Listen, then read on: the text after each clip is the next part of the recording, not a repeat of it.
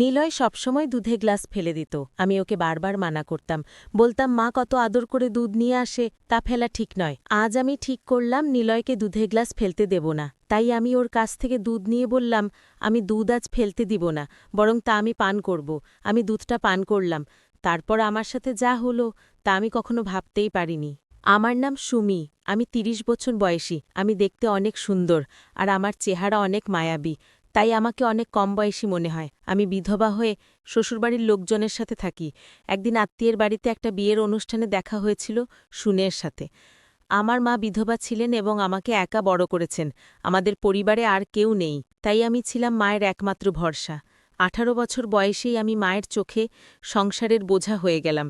ছেলেদের পক্ষ থেকে অনেক চাহিদা বাড়ত। যৌতুকের জন্য মা অনেক চিন্তিত ছিলেন। মা ছিলেন সাধারণ গৃহিণী, ছোটখাটো চাকরি করতেন, যৌতুকের চাহিদা মেটাতে পারতেন না, তাই বিয়ে হচ্ছিল না। আমার বয়স বেড়ে গেল ২৫ বছর। মা দিন দিন অসুস্থ হয়ে পড়ছিলেন, তার ঘুম আসত না। তিনি প্রায়ই বলতেন, মরে যাবার আগে তোমার বিয়ে দেখে যেতে চাই। মায়ের কথায় আমারও মন খারাপ হতো। আত্মীয়রা আমাদের অবস্থা দেখে সহানুভূতি দেখাত। মা তাদের থেকে দূরত্ব বজায় রাখতে শুরু করলেন। আত্মীয়ের বাড়ি যাওয়া বন্ধ করে দিলেন। একটা বিয়ের কার্ডের জন্য তিনি ছিলেন খুশি, কিন্তু মর্মাহত। কারণ তার ছেলে ছোট ছিল এবং মা ম্যাচমেকার হিসেবে কাজ করায় সম্পর্কটা তার হাত থেকে বের হয়ে গিয়েছিল। আমি বলেছিলাম, আমরা অবশ্যই একসাথে যাব এবং আনন্দ করব। বহুদিন আমরা মা মেয়ে কোথাও যাইনি, তাই সাদা কুর্তি পরে সারা লাল রঙের দোপাট্টা গিয়ে বিশেষ সাজে বিয়েতে গিয়েছিলাম। সেখানে সুমন এবং তার মা ছিলেন। সুমন আমাকে প্রথম দেখায় পছন্দ করে এবং সেইভাবেই আমাদের বিয়ে ঠিক হয়ে গেল।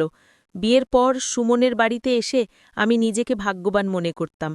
সুমন আমার সব চাহিদা পূরণের চেষ্টা করত। শাশুড়ি কখনো ভালো স্বভাবের ছিলেন না, কিন্তু আমি তা অগ্রাহ্য করতাম, কারণ পরিবারের ছোটখাটো বিষয়ে ঘটেই থাকে। ৫ বছর সুখে কেটে গেল, বুঝতেই পারিনি। তবে সুমন আমার মাকে বেশি গুরুত্ব দিত না। আমার গল্পগুলো তোমরা শোনো, কিন্তু সাবস্ক্রাইব করো না। দয়া করে গল্পগুলো ভালো লাগলে চ্যানেলটি সাবস্ক্রাইব করো। তিনি বলতেন, তোমাকে ছাড়া এক মুহূর্তও থাকতে পারব না। তাই আমাকে বাবা মায়ের বাড়িতে থাকতে দেননি। একদিন আমার মা গুরুতর অসুস্থ হলে সুমন আমাকে সেখানে থাকতে অনুমতি দিয়েছিলেন। বললেন, তুমি আজ মায়ের সাথে থাকো, আমি কাল নিয়ে যাব। আমি মায়ের কাছে থাকতে চেয়েছিলাম, কিন্তু সুমনের কারণে পারিনি। মায়ের সাথে রাতে থাকলাম, কিন্তু জানতাম না এই থাকা আমার জীবনকে বদলে দেবে। সুমন আমাকে ছেড়ে চলে গেলেন এবং ফিরে এলেন না। মাকে স্যুপ খাইয়ে বিছানায় শুইয়ে দিলাম। বিয়ের আগে যেমন তার পাশে ঘুমোতাম, তেমন করেই শুলাম। মাঝরাতে একটা ফোন এলো, যা আমার পৃথিবীটা উল্টে পাল্টে দিল। সুমনের ছোট ভাই সুনীল ফোন করে জানালো, ভাই এখন আমাদের সবাইকে ছেড়ে চলে গেছেন। শুনে মনে হলো পৃথিবীটা ভেঙে পড়েছে। তুমি ভুল বলছো, আমার সুমনের কি হয়েছে? ফোন কেটে গেল। আমি মায়ের ডাকে সাড়া না দিয়ে ছুটে বেরোলাম। মাকে কিছু বলার সাহস পেলাম না। পাগলের মতো রিকশায় উঠলাম। সুনীল ঠাট্টা করছে নাকি সুমনই আমাকে ফোন করতে বলেছে। আমি প্রার্থনা করছিলাম যেন কিছু না ঘটে। শ্বশুরবাড়িতে পৌঁছে দেখি ভিড়। সুমনের প্রাণহীন শরীর দেখে আমি জ্ঞান হারালাম। যখন জ্ঞান ফিরল, তখন সুমনের শেষ কৃত্য সম্পন্ন হয়ে গেছে। শোক যেন আমাকে গ্রাস করল। বারবার তার হাসি মাখা মুখটা মনে পড়ছে। সে বলতো, আমাকে ছেড়ে যেও না, না হলে আমি মরে যাব। বিয়ের প্রথম রাতেই সে আমাকে ছেড়ে চলে গেল। ৩ দিন কেটে গেল। শ্বশুর বলল, আমি জানি না সুনীল চিৎকার করছে, সুমন মেঝেতে পড়ে আছে। সুমনের মৃত্যু দেখে আমি নিস্তব্ধ হয়ে গেলাম। ভাবলাম, যদি সেই রাতে তার সাথে থাকতাম তাহলে হয়তো তাকে বাঁচাতে পারতাম। মৃত্যু আমার কাছে এক ধাঁধার মতো হয়ে গেল। ৩ মাস পর আমি মায়ের বাড়ি যেতে চাইলাম, কিন্তু শাশুড়ি বললেন, তোমার মধ্যে সুনের সুবাস আছে, তোমাকে যেতে দেব না।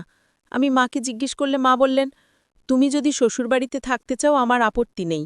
কিছুদিন পর মায়ের অবস্থার অবনতি ঘটল। শ্বশুরবাড়িতে ফিরে আসতে হলো। সেখানে পৌঁছে শুনলাম এমন কিছু, যা শুনে আমি আর মা হতবাক হয়ে গেলাম। আমরা আশা করিনি যে সুনের মা আমাদের বাড়িতে আসবেন এই বিষয়ে কথা বলতে। মা বললেন, আমি একা সিদ্ধান্ত নিতে পারব না, সুমির মতো জানতে হবে। শাশুড়ি আমার মতামত জানতে চাইলে বললাম, আমি সুমনের প্রতি অবিশ্বস্ত হতে পারি না এবং সুনীলকে বিয়ে করতে পারি না। শাশুড়ি আমাকে প্রত্যাখ্যান করতে বললে, আমি সুমনের বউ হয়ে সেই বাড়িতে গিয়েছিলাম, এখন সুনীলের বউ হয়ে যাওয়া মেনে নেওয়া কঠিন। বিছানায় শুয়ে সুনীল ফোন করে বলল, আম্মুর অবস্থা খুব খারাপ, তুমি একবার আসলে হয়তো তিনি ঠিক হয়ে যাবেন। রোহিতকে বললাম আমি বিয়ে করতে চাই না, আমি একবার বিয়ে করেছি আর বিয়ে করব না, সারা জীবন একা কাটাতে চাই। সুনীল বলল, আমিও নিজে তোমাকে বিয়ে করতে চাই না, তুমি আমার জন্য সম্মানের জায়গায় আছো, আমি তোমার দেওল, বিয়ে করা সম্ভব নয়। শাশুড়ি রাজি হচ্ছিলেন না। তিনি বললেন, তুমি যদি সুনীলকে বিয়ে করো তাহলে আমি শান্তিতে মরতে পারি, তুমি আমার একমাত্র সন্তান, তোমাকে এই সাদা পোশাকে বেঁধে কষ্ট পাই। সুমন ছিল তোমার সাপোর্ট, এখন তাকে ভুলে জীবন এগিয়ে নাও, যাতে আমিও সুখে মারা যেতে পারি। তার এই কথায় আমি বিরক্ত হলাম, রাগে চিৎকার করতে লাগলাম, তুমি আমাকে বারবার ইমোশনাল ব্ল্যাকমেল করো। ঠিক আছে, আমি রাজি। বললাম মাকে, শাশুড়িকে বলে দাও আমি সুনীলকে বিয়ে করতে রাজি। মা কাঁদতে লাগলেন। আমি তাকে জড়িয়ে ধরলাম। আমার মনেও শান্তি এলো, কারণ এভাবে সুমনের স্মৃতির সাথে জড়িত থাকতে পারব।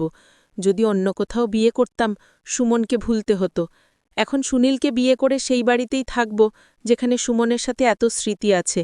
এই ভাবনা আমাকে সিদ্ধান্ত নিতে সাহায্য করল। আমার শাশুড়ি খুশিতে মিষ্টি নিয়ে এলেন এবং কিছু টাকা উপহার দিলেন। তিনি বললেন, একটি মহৎ কাজে দেরি করা উচিত নয়, তাই ৩ দিনের মধ্যে বিয়ের প্রস্তুতি শুরু করলেন। আমি মাকে বলেছিলাম কোনো প্রস্তুতি না নিতে, কিন্তু মা নিজের মতো করে কিছু জিনিস কিনলেন। বিয়ের দিন এসে গেল। আমি সোনালি পোশাকে কনে সাজে বসেছিলাম এবং ভাবছিলাম সুমন আমাকে দেখে কতটা খুশি হতো, কিন্তু এখন সুনীলের বউ হলাম। এখন এই বাড়িতে ফিরেছি, আমি জানি না সুনীল এই সম্পর্কের জন্য পুরোপুরি রাজি হয়েছে কিনা, কিন্তু তাকে শান্ত মনে হল। সুনীলের সাথে আগে যেমন ফ্রি ছিলাম, এখন তেমনটা নেই। সম্পর্কটা বদলে গেছে। এখন তার ঘরে কেমন লাগছে বোঝাতে পারছি না। সুমনের ঘর ছেড়ে আজ সুনীলের ঘরে ঢুকলাম। আমার মনে কোনো উত্তেজনা নেই, শুধু অদ্ভুত এক অনুভূতি। সুনীলও কাছে এসে বসল। আমি বললাম, সুনীল, আমি এই সম্পর্ক মেনে নিতে চাই, কিন্তু সুমনকে ভুলতে পারছি না। সুনীল আমার হাত ধরল, কিন্তু আমি তাড়াতাড়ি ছেড়ে দিলাম। সে বলল, বলো সুমি, তুমি এখন আমার স্ত্রী, দূরে থেকো না। তারপর সুনীল আরও কাছে এলো এবং বলল, তুমি বিছানায় ঘুমাও, আমার এতে কোনো আপত্তি নেই। আমি নিরুত্তর ছিলাম। জামাকাপড় পাল্টে শুয়ে পড়লাম, কিন্তু ঘুম আসেনি। সুমনের কথা বারবার মনে পড়ছিল। কতক্ষণ ধরে জেগে আছি জানি না। ঘুম ভাঙল, কিন্তু সুনীলের সাথে কথা হলো না। দিন কেটে গেল এইভাবেই। একদিন শাশুড়ি জিজ্ঞেস করলেন, বৌমা সব ঠিক আছে তো? লজ্জায় মাথা নিচু করলাম। শাশুড়ি বললেন, চিন্তা করো না, সুনীল তোমাকে ভালোবাসবে। কিছুদিন পর সুনীলের অদ্ভুত আচরণ লক্ষ্য করলাম। সে রাতে ঘুমোতে চায় না, ঘুরে বেড়ায়। আমি শাশুড়িকে জানালাম। তিনি অবাক হয়ে বললেন, সুনীল এখনও তোমার কাছে আসেনি? আমি মাথা নিচু করলাম। শাশুড়ির মন খারাপ হল। তিনি সুনীলকে ডেকে নিয়ে গেলেন। পরে রাতে শাশুড়ি 1 গ্লাস দুধ দিলেন এবং বললেন, এটা সুনীলকে দাও, তার ভালোবাসা বাড়বে। আমি তা পাশে রেখে দিলাম। সুনীল আসার পর তাকে দুধ খেতে বললাম, কিন্তু সে পান করতে চায়নি। সকালে শাশুড়ি সুনীলকে জিজ্ঞেস করলেন, দুধ খেয়েছ? সুনীল রুক্ষভাবে বলল, না, খাইনি। আমি চুপ রইলাম। প্রতিদিন এমনই হতে লাগল। শাশুড়ি আমাকে দুধ দিতে বলতেন, কিন্তু সুনীল পান করত না। সুনীলকে দুধ খেতে বললে সে বাথরুমে ফেলে দেয়। আমি রাগ করতাম কেন সে এমনটা করছে। প্রতিদিন দুধ অপচয় হচ্ছে, কিন্তু শাশুড়ি নিয়মিত দুধ রেখে যেতেন, আর সুনীলও নিয়মিত ফেলে দিত। একদিন এই নিয়ে আমি সুনীলের সাথে ঝগড়া করলাম। বললাম, মা এত আদর করে দুধ দেয়, আর তুমি তা অপমান করো। সুনীল কয়েক মুহূর্ত চুপ থেকে বলল, স্বপ্নি, কেউ আমাকে দুধ খেতে নিষেধ করেছে, তাই খাই না। আমি চুপ হয়ে গেলাম। বিয়ের পরেও আমাদের মধ্যে কোনো সম্পর্ক গড়ে ওঠেনি। আমরা অপরিচিতর মতো দূরে দূরে থাকতাম। আগে আমরা অনেক কথা বলতাম, কিন্তু এখন ভাই বোনের সম্পর্ক বদলে গেছে। এমনকি যখন আমি অসুস্থ ছিলাম, সুনীল এবং আমার শাশুড়ি আমার যত্ন নিতেন। সুস্থ হওয়ার পর আমি মায়ের সাথে সময় কাটাতে গেলাম। মা সবসময় আমাকে খেতে দিতেন, কিন্তু আমি কিছু খেতে চাইতাম না।